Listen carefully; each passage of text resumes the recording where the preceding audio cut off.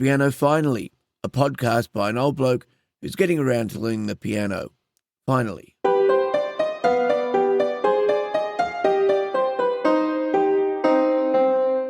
Welcome to show number 63.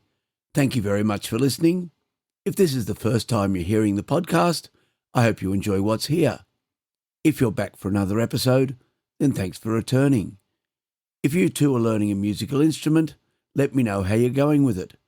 You can contact me at david@pianofinally.show.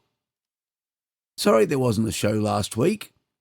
On Friday night a week ago, we had the school's winter sleep out and all went well.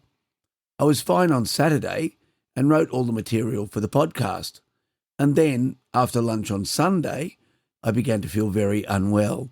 So much so that recording the podcast was just too much. I ended up having to take Monday and Tuesday off work, and I had to cancel my piano lesson with Devi this week. I'm feeling much better now. It turned out it was just a bad case of Influenza A, and the antivirals from the doctor worked well, so I'm back this week.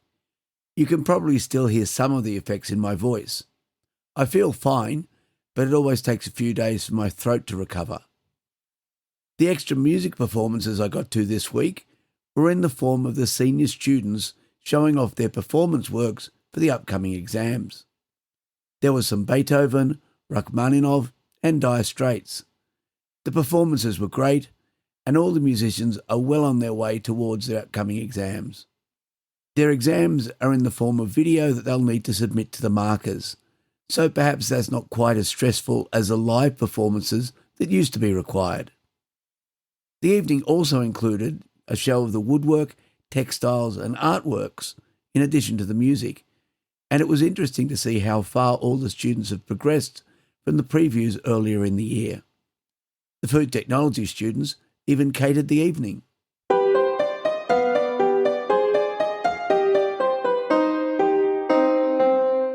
Narrow or broad? There is a lot of music around. I tried to find out how much new music is produced each day, but no one seems to have any idea, except to say that it's a lot. It's almost certainly not as much as YouTube, where around 500 hours of content is uploaded each minute, but it is definitely more than you could possibly keep up with.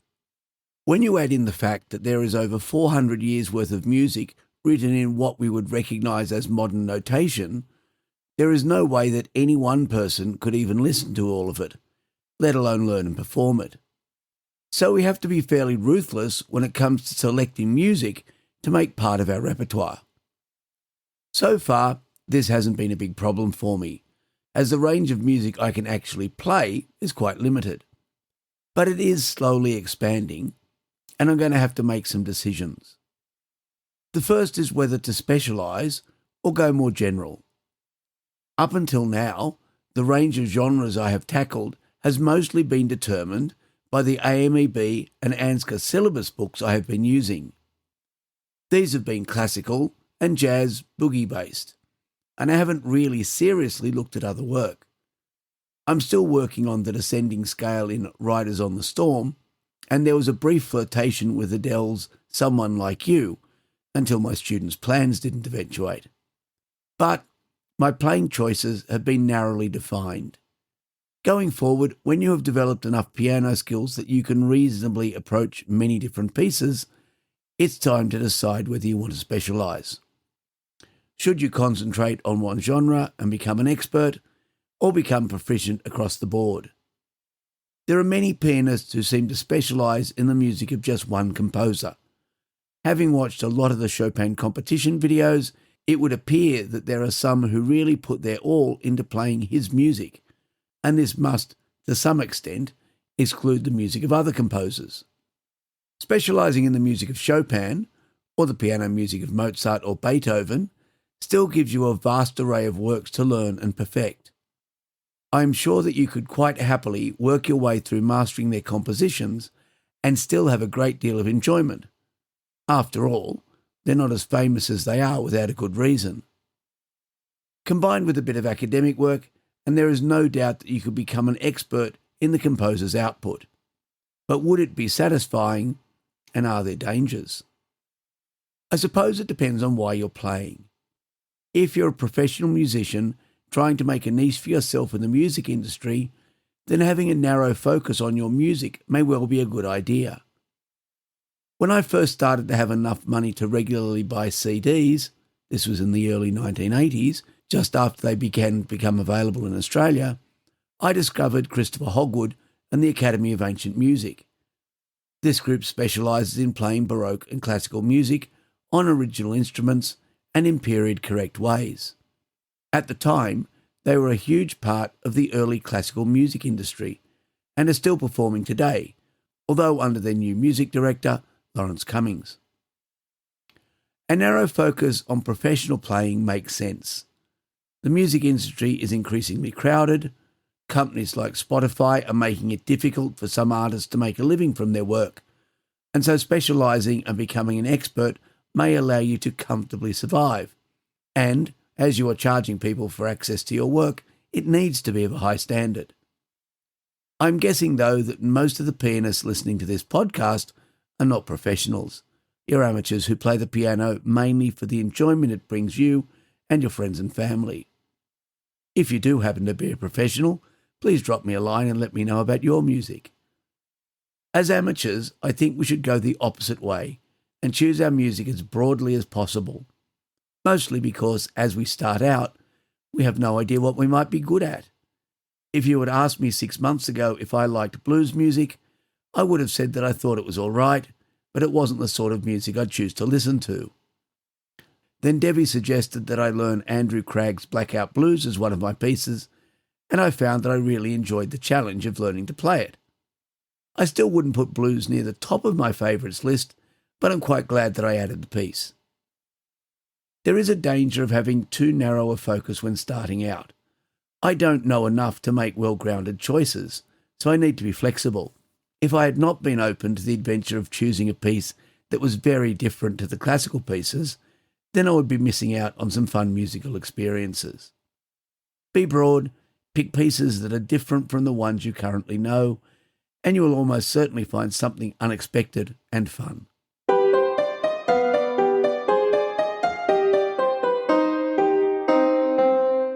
If you've been listening to the podcast for any length of time, you'll know that I usually use Pianotech 8 to provide the piano for the progress section, although not this week. Pianotech is made by the French company Modart, and unlike most computer pianos, the instruments in Pianotech are modelled rather than sampled. This means that they can be changed and tweaked a lot more than a sampled instrument. But Pianotech is not the only product that Modart makes. They also make OrganTech. OrganTech 2 is their latest version, and like Pianotech, it is a collection of pipe organs, and once again, the sounds are modelled rather than sampled. OrganTech doesn't have quite as many organs as Pianotech has pianos, but there's still quite a wide range of organs available, and each of them has a range of starting settings. Of course, being organs, they are almost infinitely variable. I've always liked pipe organ music. When I was very young, our local church had a pipe organ, and in primary school, it was usual to go to church at least once a week, in addition to Sundays, so I got to hear it a lot. Of course, I never got to play it, and an instrument like that seemed it would be forever out of reach. But now there is YouTube and technology. Watching the videos from Ben Mayton, the Salisbury organist, which I mentioned a few weeks back, got me interested again in learning a bit more about organs. And I remembered that Modart offered me a generous educational discount on OrganTech when I bought Pianotech, so I bought a copy. There is only one version of OrganTech available, but there is a free trial that has some limitations, but which lets you get a good feel for the software and the modelled instruments. The OrganTech organ has 3 61-key manuals and a 2.5 octave pedal board. You can set it to interface with up to 4 MIDI devices, or just use one keyboard in either single or split mode. I did toy with the idea of getting a MIDI pedal board, but as they cost well over $2,000, I've put that idea on hold. I'll be using my Arturia Keylab 61 with it to begin with. There are a lot of stops for each of the keyboards. 10 for the recite, the positif and the pedal, and 20 for the ground org. I'm going to have to spend a lot of time watching Paul Fay's videos to understand how they all work together. With the volume a little higher than normal on the sound system, organ tech sounds amazing, especially when the subwoofer starts shaking the floor with the notes from the 32 stop available on the Baroque organ. I will include a small section of the Bach D minor toccata that comes as a demonstration with organ tech, as my playing is not quite up to the standard to give the system a decent workout. It is playing on the Baroque cathedral organ first, then the Romantic, and a neoclassical organ to finish. If you want to learn more about the organs, or just have a lot of fun making some pretty impressive sounds, Organ 2 by Modart is a good choice.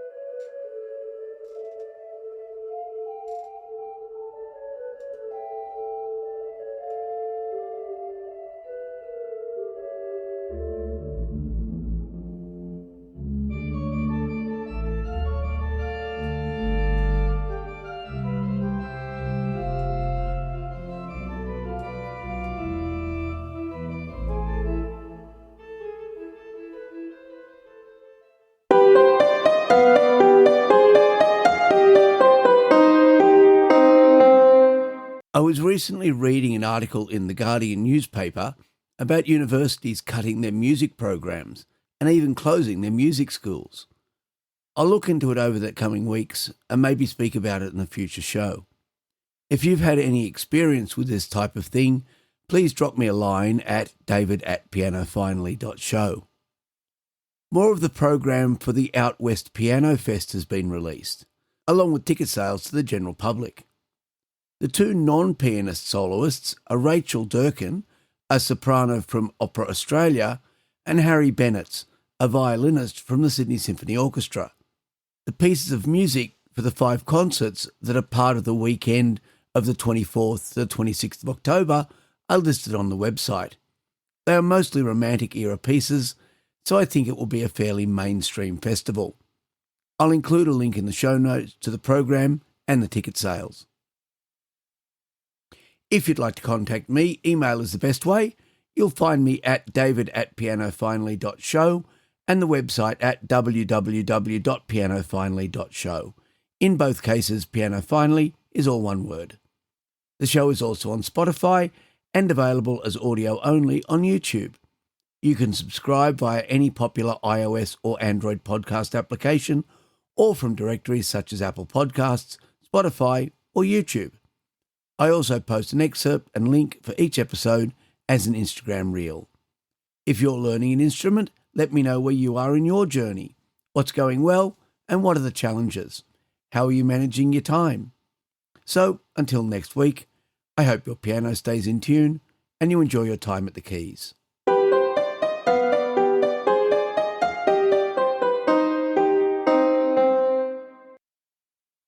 In order to get ready for the upcoming piano showcase, I have switched to practicing on the Nord rather than the Kawai.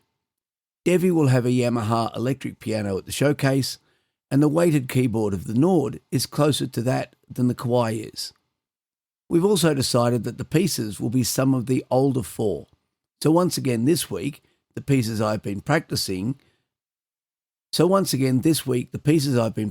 the most are Canon by Fritz Spindler, Bagatelle in F by Daniel Gottlob Turk, and Afternoon Snooze and Blackout Blues by Andrew Craggs.